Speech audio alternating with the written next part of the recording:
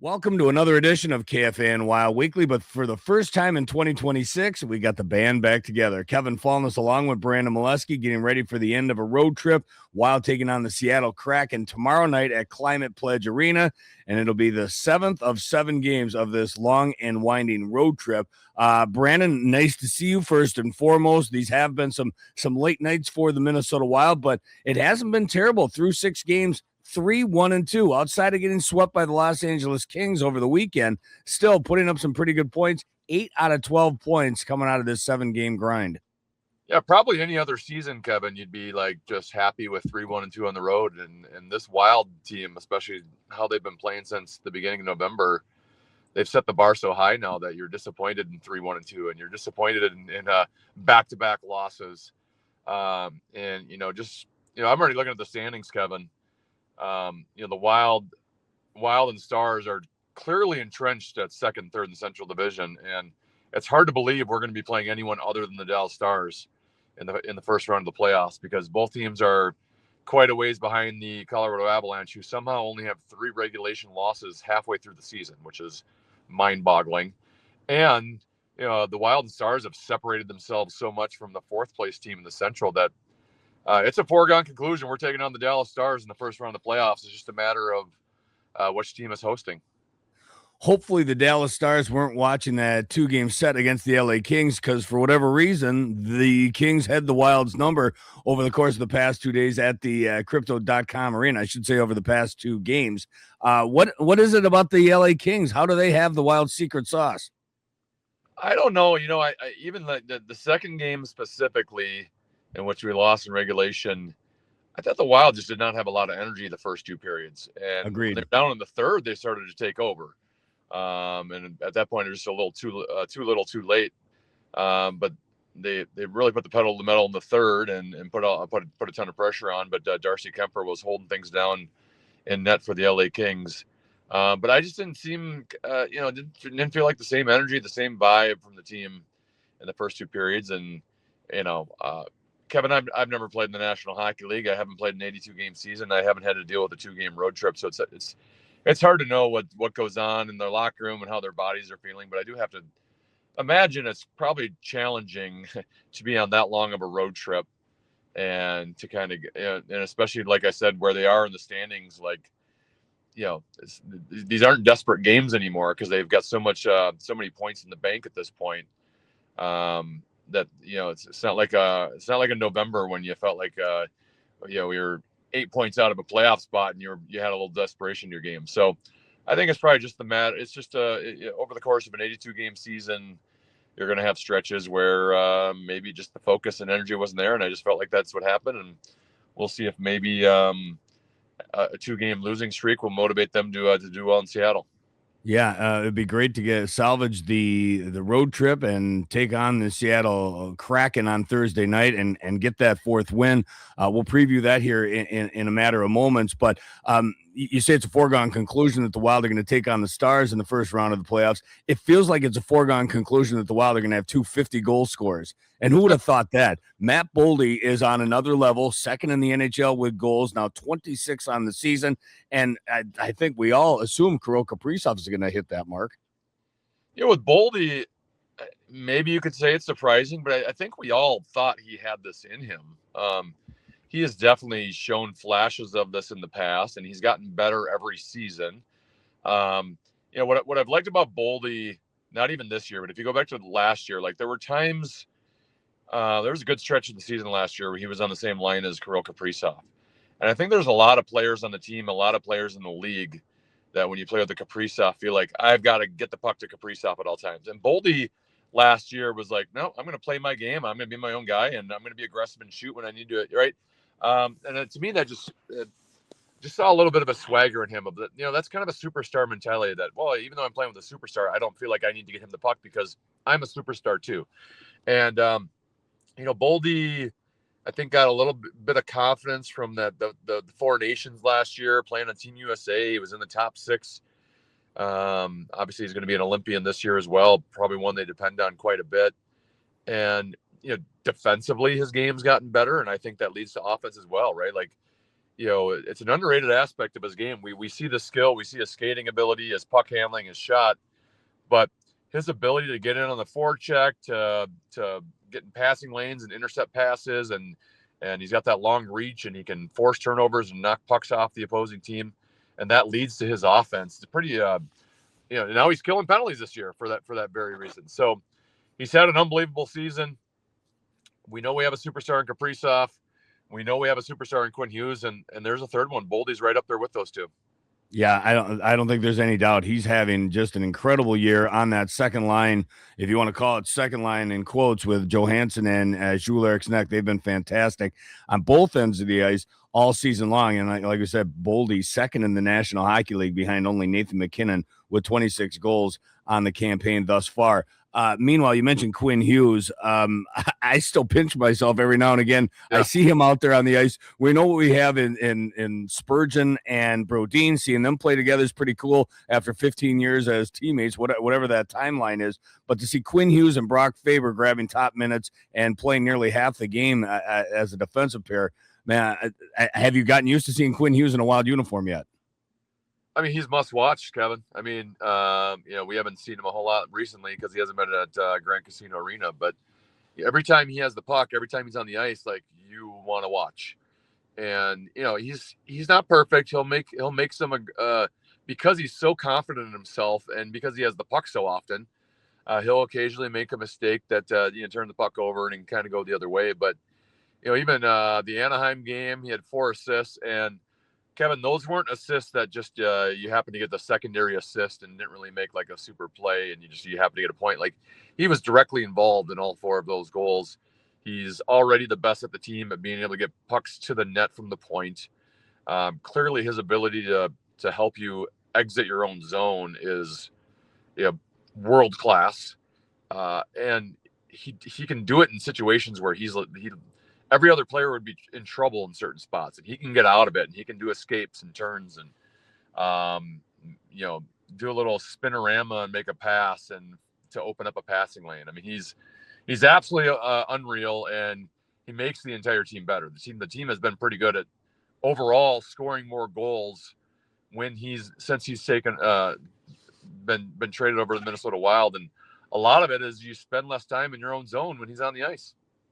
Yeah, I was listening to a post-game show. I don't remember what game it was after, but there was a move at the point that he had about 6 inches to spare in between being onsides and offsides, and he did a little spin move, and Boldy was talking about it, and Boldy said they looked at each other on the bench and go, "Did we just see that? Really?" I mean, this is Matt Boldy talking here that he's in awe of what Quinn Hughes is doing. So I don't feel so bad that we're sitting on our couch or in the Al Shaver press box watching this guy.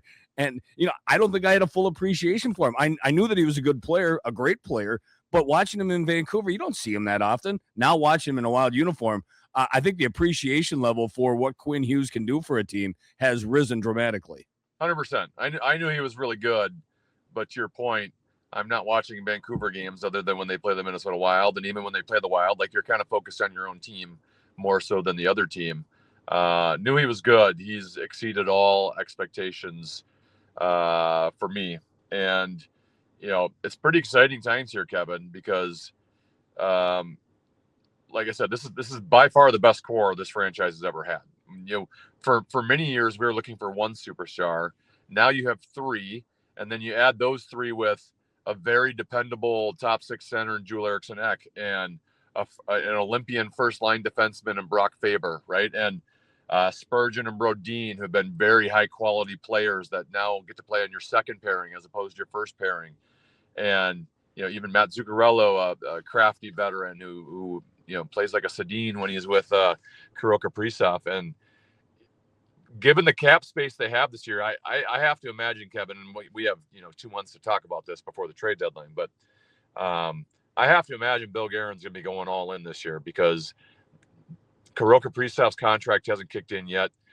If you do sign Quinn Hughes to an extension, that hasn't kicked in yet. So right now, there is plenty of cap space available for this season. And, man, you're another forward away from going, hey, this team could win a Stanley Cup. So I have to imagine that Bill Guerin's not done, and he's still going to be going big game hunting. Yeah, no question. Here they sit going into, at least at this point, into action tonight. The Wild tied for second place in the National Hockey League, 58 points, along with the Dallas Stars, still 11 back of the Colorado Avalanche, but second place in the National Hockey League. To your point, it didn't look good after October, having dropped 9 of 12, but they've risen from the dead. And since November 1st, it's well documented, It's unbelievable. 22-5-5 since November 1st. So that's coming off a 2-game tailspin in Los Angeles. We are halfway through the season. They are tied for the second best record in the National Hockey League. And a month into the season, people were saying we need to tank. I mean, it's just the turnaround is unprecedented. I'm going to throw this one at you. This was actually I filled in for Common last week. I know you didn't listen. I was in that chair for you. Oh, and I missed Common. That one. That's too bad. Yeah, I know, right? One of the topics I gotta go podcast was that right now at the iHeartRadio app. Oh, well, please do. One of the topics from last week was, after you recap the first half of the season for the Minnesota Wild, who's their MVP through 40-some games? You can make a case for any number of guys, but I'll throw it on your plate. Who is the Wild's first half MVP? Well, you mentioned him earlier. I think you probably got to go with Matt Boldy. Just consistently game in, game out. It's weird to say with Kirill Kaprizov on the team, but he's been the best player from the get-go. I will say, I thought what really turned the season around was, we talked about this months ago, was when they began November, they started to let Volstead play more, and he was great for a stretch there. Now he's just been kind of good recently, not great, but I felt like it gave the team a little bit of confidence, gave the team a little bit of swagger. It clearly reignited Gustafsson, who I didn't think was great through the first month of the season, and I was concerned about the way he was playing. And all of a sudden, you had two goaltenders that were going, and you could basically go every other game there for a while. And their goaltending, I have to imagine, not that I've seen the stats, but since the beginning of November, I would think they've got to have top 3 goaltending in the league from that point on. So it's hard to give an MVP to 2 goaltenders, but I think you could definitely throw those 2 in consideration as well. Well, if you can do it for multi people, I would make the argument for Jules Eriksson and that entire second line. You mentioned Matt Boldy, but what Johansson, Eriksson, and Boldy have done for this team has been incredible. But I hear what you're saying about Matt Boldy. No question about it. Wonderful first half for him. And if he can duplicate that and replicate it in the second half, holy smokes, he's going to set some records here for the Minnesota Wild franchise. That goal. What's that? I was going to say, it's funny you mentioned that, if you want to call him a second line of Eriksson, Boldy, Johansson, right? Everyone talks about how much Kaprizov got paid and did we maybe overpay for him? Sure. That line of Boldy, Eriksson, Johansson, there ain't a line in the National Hockey League that you're getting better bang for your buck from, right? I mean, 100%. Johansson's making basically the league minimum, $800,000. Eriksson is making a little over $5 million a year, which is an absolute steal for a guy who is basically a first-line center and is great defensively, can add scoring, play on your power play, play on your penalty kill. And then Boldy is one of the highest goal scorers in the league, and you're getting him for just over $7 million. I mean, there is not a better value line in the National Hockey League than that line. Remember the consternation, too, when you talked about that 7-year, $49 million deal for Matt Boldy? That is a bargain at this point. Oh, mean, you almost feel guilty for not paying him more because he's worth, if Kaprizov's getting, I know he's not a Kaprizov type player and he's not a top 3 player in the National Hockey League, but he's still really damn good. And for $7 million a year and you've got him on the hook for another 5-6 years, whatever it is for that contract, it's almost like you're stealing from him. I mean, I don't even know where you would rank Boldy. I'm not going to call him a top 10 player, but I bet, I can bet he's like a top 30 player in the National Hockey League at this point. Oh God, 30 for sure. Yeah. I mean, he's entered superstar territory. All right, real quick before we let you go and get on with your night, let's talk a little bit about the Olympics because the rosters have been unveiled. No surprises for the American team. A little bit of surprise there on both ends for the Swedish team. Marcus Johansson didn't make it, despite the fact having what I would classify as a wonderful resurgent season for him in that first half. But Jesper Wallstedt did. And not only that, both Wild goaltenders are going to represent Team Sweden in the Olympics next month in Milan. And it sounds like that's going to be their goaltending battery that they like so much with the Wild and Bill Guerin have crafted over here. They're taking it to Milan. They've both been playing well. And I would say the Wallstedt one was very surprising just because I think it was Russo who had reported that, like, yeah, for all these guys that were potentially going to make the Olympic teams, they had to be getting like tested as they were going along, and that Volstead wasn't getting tested, so that they weren't considering them. So I do think that kind of a little bit came out of nowhere, but it's well deserved. He's played very, very well. Johansson's been a quality player, but I get that he's probably not on Olympic level. You mentioned no surprises for USA. I think there's a lot of people disappointed. I meant from a Wild perspective. Jason Robertson, yeah, from the Wild perspective, no surprises, yeah. But the Jason Robertson from Dallas didn't make it, so that's going to be the interesting one. That's one of those where USA's got to win gold, or people are going to be mad at Bill Guerin for making the wrong decision there, especially if they're struggling to score. But to me, it looked like USA and even Canada both were trying to make rosters to beat each other, right? Like Jason Robertson is, he's a better player than Brock Nelson. But I think Bill Guerin and his staff was trying to make a roster that was going to be able to go against Canada, and you got to have certain defensive players on the ice. You got to have a good penalty kill when you're playing a team that has some of the high scoring players that they have. So ultimately, I think both teams are making rosters to beat each other, and we'll see how that pans out. I love the Stanley Cup playoffs, but there's nothing better than international hockey. What they put together at the Four Nations, I very much love the World Juniors, even that was at a younger stage. But to think about the NHL being back in the Olympics and it being in front of full crowds out there in Milan, I know it's going to probably be in the middle of the night, but I can't wait for how good this hockey is going to be. Olympic hockey is my favorite. It's international, the pride they have in playing for their country.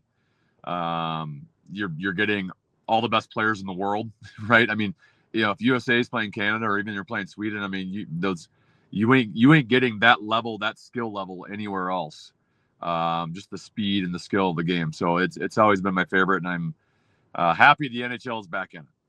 Last thing, Wild back home this weekend to kick off a 3-game homestand, but first they got to get past the Seattle Kraken. Thursday night at Climate Pledge Arena. We know how it looks over there in the Central Division. 3 teams at the top of the heap, and then there's everyone else in the Avalanche, Stars, and Wild. But in the Pacific, there's 5-6 teams separated by just 5 points, and the Seattle Kraken are right there in the middle of it. 7-0-1, I think, in their last 8, if I remember correctly. They've won 4 in a row going into the matchup on Thursday when they host the Wild. What's going on in the Pacific? What should we expect with Seattle Kraken? Well, I don't have the Pacific standings in front of me as we speak, but like I've always thought Anaheim's a little bit of fool's gold. Yeah, they've got some young talent and they've been on the rise a little bit, but I did not think that they were going to hold up being the number 1 team. Vegas has had some struggles lately. Ultimately, you'd still think at some point they're going to be in the mix. Obviously, Edmonton with McDavid and Draisaitl, I would expect to be there on that side. I'm still not writing off San Jose, man. That kid out there is already one of the best players in the National Hockey League. He just made Team Canada, which was very well deserved. They've given the Wild some struggles. Seems like every Wild game they play against them, we struggle defensively against them and have to win 5-4 games in overtime. And so I kind of like San Jose more than Anaheim. So I would think Edmonton, Vegas. I'm trying to think the other teams in there right now. Calgary. LA made a strong case of himself this past weekend. Yep. Yeah, I would think those two in LA, and I wouldn't be surprised if San Jose sneaks in. All right, Brandon, thank you very much. We'll do this again next week, and hopefully I don't have to wait an entire week to talk to you again. I would love to join you next week. I can't wait. All right, there he is, Brandon Molesky, KFAN Wild Weekly.